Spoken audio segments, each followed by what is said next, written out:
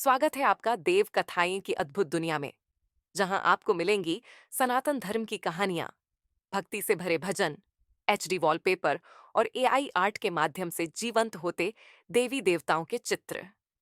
हर रोज हम सनातन संस्कृति के रहस्यों और परंपराओं की गहराई में ले जाते हैं। और आज हम जानेंगे महाकुंभ की वो अनसुनी गाथाएं, जहां अमृत की बूंदें गिरी और आस्था का सागर उमड़ा।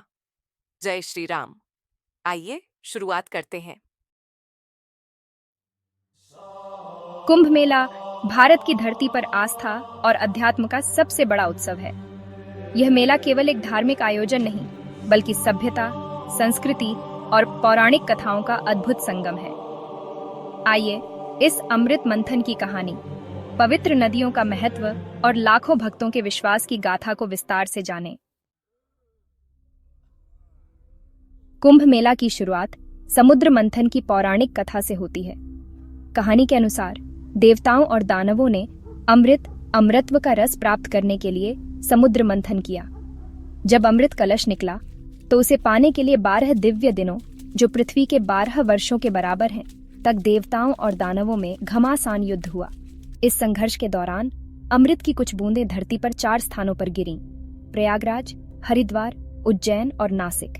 इन स्थानों पर अमृत गिरने से ये पवित्र बन गए और हर 12 साल पर यहाँ कुंभ मेला आयोजित किया जाने लगा। कुंभ मेला के समय का निर्धारण खगोलीय गणनाओं के आधार पर किया जाता है। जब गुरु, सूर्य और चंद्रमा एक विशिष्ट स्थिति में आते हैं, तब इन 4 स्थानों पर मेला आयोजित किया जाता है। समुद्र मंथन की कथा को महाभारत, भागवत पुराण और विष्णु पुराण में विस्तार से वर्णित किया गया है। 12 दिव्य दिन, 12 पृथ्वी वर्ष, इसीलिए कुंभ मेला हर 12 साल पर होता है। कुंभ मेला 4 पवित्र स्थानों पर आयोजित होता है, जिनका अपना धार्मिक और ऐतिहासिक महत्व है। प्रयागराज, त्रिवेणी संगम, यहाँ गंगा, यमुना और अदृश्य सरस्वती का संगम होता है। इसे तीर्थराज कहा जाता है और यहाँ स्नान करने से मोक्ष की प्राप्ति होती है। हरिद्वार, गंगा नदी, यहाँ गंगा पहाड़ों से मैदानों में प्रवेश करती है। हर की पौड़ी घाट को भगवान विष्णु के चरण चिह्न से पवित्र माना गया है। नासिक, गोदावरी नदी, यहाँ गोदावरी नदी को दक्षिण की गंगा कहा जाता है।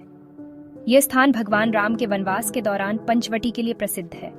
उज्जैन, शिप्रा नदी, उज्जैन का कुंभ महाकालेश्वर ज्योतिर्लिंग के निकट होता है।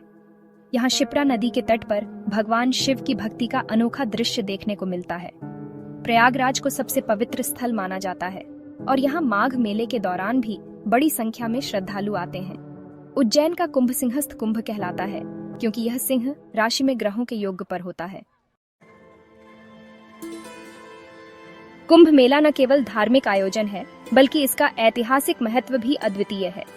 प्राचीन ग्रंथ महाभारत और पुराणों में तीर्थयात्राओं का उल्लेख कुंभ मेले के प्रारंभिक रूप की ओर संकेत करता है। हर्षवर्धन, 7वीं शताब्दी में सम्राट हर्षवर्धन ने प्रयागराज में एक भव्य आयोजन किया, जिसमें उन्होंने अपना सारा धन दान कर दिया।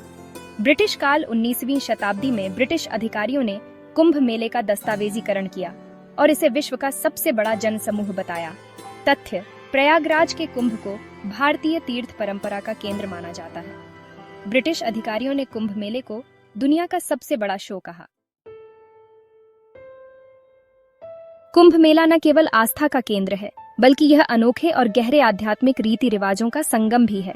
शाही स्नान, रॉयल बाथ। शाही स्नान कुंभ मेले का सबसे महत्वपूर्ण और भव्य आयोजन है।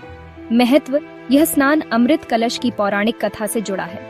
माना जाता है कि पवित्र नदियों में स्नान करने से पापों का नाश होता है और मोक्ष की प्राप्ति होती है। नागा साधुओं का प्रवेश: शाही स्नान में नागा साधु, जो अखाड़ों के प्रमुख सदस्य हैं, पहले स्नान करते हैं। इनके जुलूस में अश्व, घोड़े, तलवारबाजी, शंखध्वनि और मंत्रोच्चार का विशेष महत्व है। तारीखें: शाही स्नान की तिथियां खगोलीय गणना के आधार पर तय होती हैं। कल्पवास, कल्पावास। कल्पवास कुंभ मेले की एक प्राचीन और कठोर साधना है। महत्व: कल्पवासी श्रद्धालु नदी किनारे महीनों तक तपस्या, ध्यान और उपवास करते हैं। इसे एक कल्प, एक दिन और ब्रह्मा का एक युग तक तपस्या के बराबर माना जाता है। विशेष नियम: साधना के दौरान भक्त केवल सात्विक भोजन लेते हैं और नदी में स्नान करते हैं। कोई बाहरी संपर्क नहीं रखा जाता। अन्नदान और यज्ञ: अन्नदान कुंभ मेले की सबसे बड़ी परंपराओं में से एक है। यहाँ लाखों भक्तों को मुफ्त भोजन दिया जाता है। यज्ञ और हवन के माध्यम से भक्त अपने पापों को दूर करने का प्रयास करते हैं। सत्संग और प्रवचन मेले में कई प्रमुख संत, महंत और आध्यात्मिक गुरु प्रवचन देते हैं। यह भक्तों को ज्ञान प्राप्त करने और जीवन के रहस्यों को समझने का अवसर प्रदान करता है। तथ्य: शाही स्नान में साधु संत और लाखों भक्त शामिल होते हैं। कल्पवास एक प्राचीन परंपरा है जिसका उल्लेख वेदों और पुराणों में मिलता है। कुंभ मेला अन्नदान के लिए प्रसिद्ध है, जहां लाखों श्रद्धालुओं को भोजन कराया जाता है। नागा साधु और अखाड़े कुंभ मेले के केंद्र बिंदु हैं। ये न केवल कुंभ के आध्यात्मिक पक्ष को मजबूत करते हैं, बल्कि इसकी सांस्कृतिक पहचान को भी परिभाषित करते हैं। अखाड़ों की स्थापना आदि शंकराचार्य ने की थी। उद्देश्य: हिंदू धर्म की रक्षा और वैदिक परंपराओं का पालन। अखाड़े धार्मिक केंद्र के साथ साथ युद्ध कौशल में भी माहिर थे। नागा साधु तपस्वी होते हैं, जो सांसारिक जीवन को त्याग चुके होते हैं। विशेषताएं: शरीर पर केवल भस्म, राख लगाना, नंगे शरीर रहना, जो शिव के प्रति उनके पूर्ण समर्पण को दर्शाता है। ये साधु कठिन साधनाएं करते हैं, जैसे कई सालों तक एक पैर पर खड़े रहना या मौन व्रत धारण करना। कुंभ मेले में मुख्यतः 13 अखाड़े भाग लेते हैं, जिनमें से कुछ प्रमुख हैं: जून अखाड़ा, सबसे बड़ा और प्रभावशाली अखाड़ा; निर्वाणी अखाड़ा, ध्यान और योग में माहिर; दिगंबर अखाड़ा, वैराग्य का प्रतीक। नागा साधु शाही स्नान का नेतृत्व करते हैं। उनकी उपस्थिति मेले को एक दिव्यता और शक्ति प्रदान करती है। तथ्य: अखाड़ों का मुख्यालय हर कुंभ स्थल पर होता है। नागा साधु सांसारिक सुखों से पूरी तरह दूर रहते हैं। आदि शंकराचार्य ने अखाड़ों को वैदिक ज्ञान और सैन्य कौशल के संगम के रूप में स्थापित किया। आधुनिक युग में कुंभ मेले ने अपनी परंपराओं को बनाए रखते हुए तकनीक और नवाचार को भी अपनाया है। डिजिटल ऐप्स, मेले की जानकारी और गाइड के लिए मोबाइल ऐप्स, नक्शे, आयोजनों का समय और यातायात नियंत्रण, ड्रोन, भीड़ प्रबंधन और सुरक्षा के लिए ड्रोन कैमरों का उपयोग, सुरक्षा पुलिस, एनडीआरएफ और वाटर पुलिस की तैनाती। पर्यावरणीय जागरूकता, मेले में सफाई और कचरे के प्रबंधन पर विशेष ध्यान, प्लास्टिक मुक्त अभियान, नदी के जल को शुद्ध रखने के लिए विशेष योजनाएं।